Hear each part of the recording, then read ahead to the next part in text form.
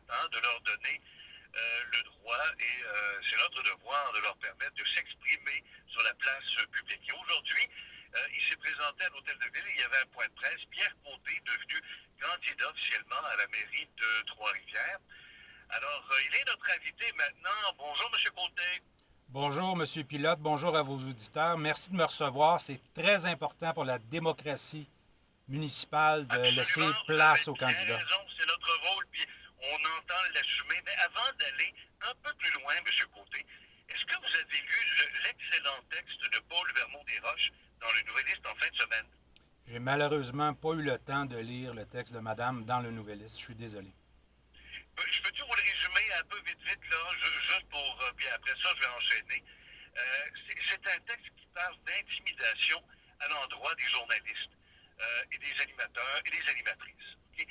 On nous donne, entre autres, l'exemple de Kim Rompré, qui a été intimidée, de Sophie Bernier, la chef d'antenne du téléjournal Mauricie et Radio-Canada, qui se fait intimider, serait traitée de grosse crise, qui lit les nouvelles, elle pèse combien, puis Catherine Gaudreau, entre autres, dans l'article, il est question de Catherine Gaudreau, notre collègue animatrice du matin, qui a déjà été intimidée, traitée de crise de folle, de mal baisée, bon, etc., etc.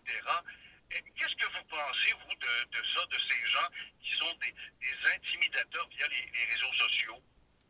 C'est une intéressante question, M. Pilote. Je vais répondre rapidement. Première chose, la situation actuelle, c'est-à-dire que le citoyen, que le pouvoir de s'exprimer publiquement comme un journaliste, bouleverse la culture des médias traditionnels ainsi que des journalistes. Donc, une chose, le journaliste n'a pas l'habitude de se faire répondre du tac au tac au même niveau. Ça, c'est une chose très importante à garder. Maintenant, l'autre chose par rapport à ça, l'intimidation, ça commence où, ça se termine où on trace la ligne. Je pense que les tribunaux ont déjà légiféré à ce sujet-là. Donc, il faut faire attention de la façon qu'on perçoit un message, que ce soit sur Twitter ou Facebook, TikTok, Instagram. Il y a une zone grise actuellement, mais ce qui est important de comprendre... Oui. Je comprends bien là où vous voulez aller, là. Mais ben, je vais revenir sur l'histoire de ma collègue Catherine. Oui. Est-ce qu'il est vrai que vous avez écrit sur un blog un texte qui avait pour titre 100 ans en arrière avec la grosse Catherine? Il faudrait que je vérifie mes archives. Je ne me souviens pas d'avoir écrit ça, mais il faudrait que je vérifie de toute façon. Parce que ce qu'on a fait, là, c'est qu'avec le patron Patrick Bégin, puis l'équipe, on a vérifié, là, puis vous l'avez écrit. D'accord. J'ai le texte sous les yeux. Ça va bien, là? Alors, puis je pense que vous avez eu une conversation, d'ailleurs, avec Patrick, qui vous a demandé de retirer tout ça.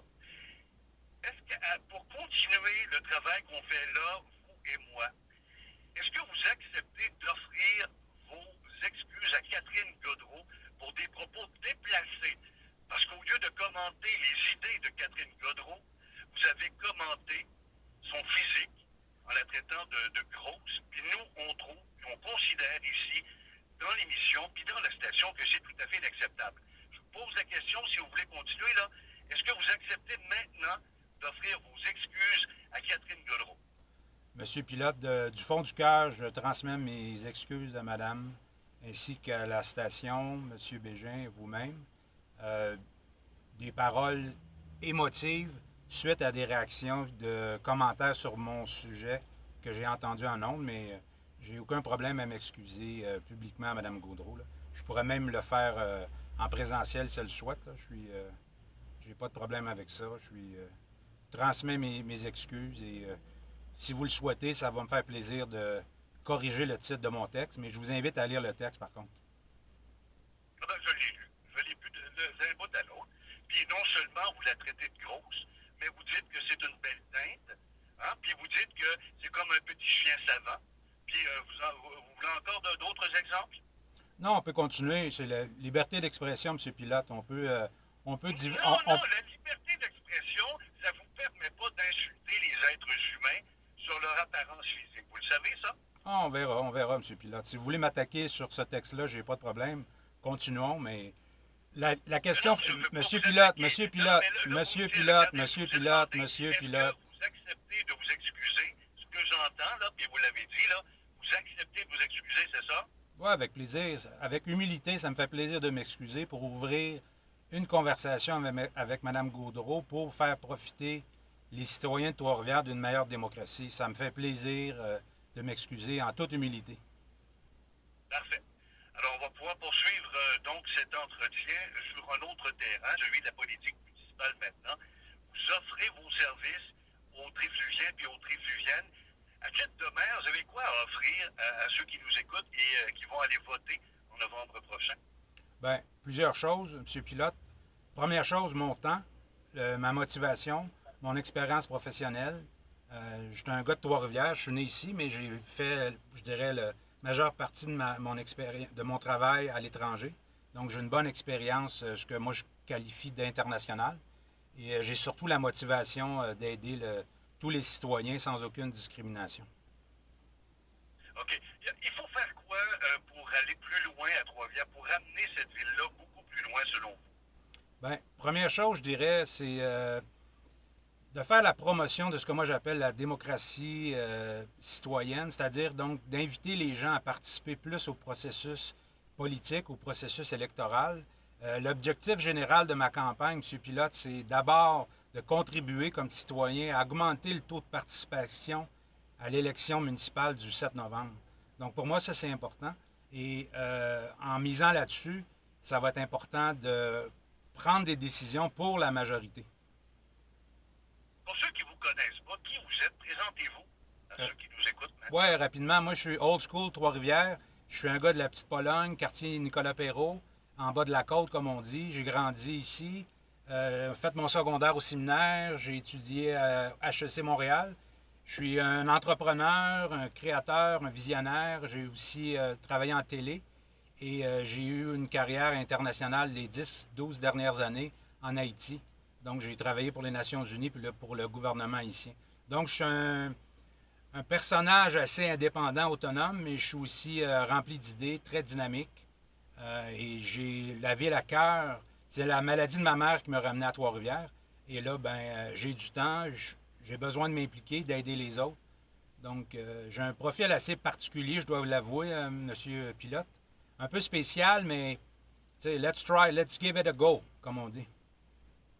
OK. Et les grands enjeux, en terminant, on aura l'occasion d'en reparler et d'en débattre avec d'autres candidats. Vous ne serez pas tout seul en liste. Vous le savez, Jean Lamarche qui sollicite un autre mandat. Celui-là a été court, puis bon, il y a un parti politique qui va s'installer. Mais quels seront les grands enjeux de cette campagne électorale, selon vous? Bon, les enjeux vont dépendre évidemment des médias parce que les médias ont un pouvoir important. Les citoyens aussi vont l'orienter. Moi, je compte orienter ma campagne, comme je disais, sur la participation citoyenne, mais aussi pour essayer d'aider les plus démunis, je pense, aux personnes âgées. Donc, j'ai déjà mon programme disponible sur Internet et une des promesses vedettes, c'est de proposer un congé de taxes pour les aidants naturels. OK. Bon, on aura l'occasion d'en reparler. M. Côté, merci beaucoup. Ça me fait plaisir. À bientôt. À bientôt. Pierre Côté, candidat à la mairie de Trois-Rivières, qui, vous l'avez entendu d'entrée de jeu, offre ses excuses à Catherine Gaudreau. Je reste un peu sur mon appétit. Bon, il l'a quand même fait. Parce qu'on l'avait de travers dans la gorge. Moi, je vais vous dire, les idées, n'importe quand. On peut commenter les Jean Deveau est avec moi maintenant. Allô, Jean? Bonjour, Jean. Jean. Salut, Robert, ça va? Oui, ça va très bien. Là, je vais te pomper un petit peu. Je suis un petit peu pas... Ça t'arrive, ça aussi, de te pomper, mon Robert? Un petit peu. Un petit peu, non, mais ici, je pense que c'est important. Catherine Gaudreau, c'est quelqu'un que j'apprécie, avec qui je travaille depuis quelques années. Puis, c'est pas vrai. Catherine a sa façon de voir les choses. Et là, Catherine m'a insulté en passant, les boys. Catherine m'a insulté avant. First Blood. Des insultes personnelles sur t'es un grand nez, puis t'es ci, puis t'es ça, puis t'es gros, puis voyons donc. À un moment donné, blessé pour blessé, là, on est dans l'ère où on veut bannir le bullying, l'intimidation, les trolls des réseaux sociaux. C'est une véritable épidémie. Alors, le gars, il se présente à la mairie de Trois-Rivières. Il faut se croire qu'il ne jouera pas dans cette partie-là. Non, liberté d'expression, Robert. Il faut avouer, ta moitié pardonné. Je pense qu'il n'y avait pas beaucoup de choix. Tu l'as amené, comme on dit, dans le coin de la patinoire. Puis il y avait quand même au moins 5 joueurs en face de lui. Qui était comme mal pris. Mais si tu veux c'est inacceptable, des comportements comme ça, que ce soit n'importe qui. Et souvent, des fois, je te fais rire quand tu me demandes des commentaires, des fois, puis que je te dis que je peux pas répondre parce que ça se dit pas, là. Mais c'est exactement ça. As-tu lu le genre en tête? C'est des choses qui se disent pas, donc tu le dis pas. Mais Robert, t'aurais dû me garder en ondes. T'aurais dû me garder en direct. C'est excellent. C'est excellent. Puis bon, il n'y a pas que Catherine, il y a d'autres smigrines à la télé, puis des journalistes à TVA, à Radio-Canada, qui sont victimes de ça. Mais Robert, les journalistes en général ne sont pas habitués de se faire répondre. Donc s'ils disent rouge et on dit noir, ils vont être fâchés. Va te pendre, va te jeter en bas du pont, tu comprends-tu? C'est une violence inouïe. Il faut que il y a des gens, il faut comprendre aussi qu'il y a des gens qui travaillent dans le milieu des médias qui, des fois, ont la couette peut-être un petit peu moins. Moi, personnellement, très bon point, Maître, très bon point. D'être attaqué comme ce genre de choses, mais ça m'est arrivé quelques fois, suite aux commentaires que je fais là, avec ton émission. Et moi, ça me coule comme sur le dos d'un canard. Moi, ça me dérange pas du tout. C'est pas grave. Je suis capable de vivre avec ça, mais je comprends parfaitement qu'il y a des gens qui sont pas capables de vivre avec ça. Je me suis fait traiter de cause épate, puis de ci, puis de ça. C'est correct. Je trouve ça drôle. Ben oui, les journalistes ont un gros ego. Ils ne sont pas habitués de se faire répondre. Ces gens-là, de toute façon, c'est des faibles. Les gens qui ont ce type d'argumentaire-là, moi, personnellement, je les considère pas. C'est des faibles. C'est des gens qui mettent un. Non, mais surtout quelqu'un qui veut se présenter dans une élection, c'est sérieux. Là. Nous, on donne la chance à tout le monde de se faire entendre. On fait des entrevues, on va probablement organiser des débats et tout ça. Oui, mais Robert, t'aurais dû me garder en ondes. Sois cohérent, garde-moi en ondes. Laisse-moi me défendre, je peux pas me défendre. Ce ne sera pas quelqu'un qui a ce profil-là. Je peux dire une chose, connaissant le professionnalisme de Catherine, okay, je suis sûr que cette dame-là va faire des entrevues avec ce monsieur-là de façon hyper professionnelle. C'est très hâte. Demain matin, si vous voulez. C'est peut-être elle, dans le fond, qui monte l'exemple. C'est ça. Non, mais moi, je pense qu'il fallait casser ça tout de suite. On le fait. Écoute, on va faire une courte pause, si tu veux. Quelques sujets intéressants à aborder aujourd'hui. Tu as vu TVA qui fait des reportages de ce temps-là avec l'hélicoptère TVA. Ils survolent des cours à bois. Alors qu'on nous dit qu'il y a pénurie de bois, que la feuille de 4 par 8, 3 quarts de pouce, je pense qu'elle est rendue à 100 piastres. Le 2 par 4 est rendu... En passant, la conversation avec votre patron, M. Bégin, elle est enregistrée. Je peux la partager. Vous allez voir la tenue de la conversation. Donc, si on parle d'intimidation d'un côté, c'est aussi de l'intimidation des deux côtés. Fait que soyons pas plus catholiques que le pape. Monsieur Pilote.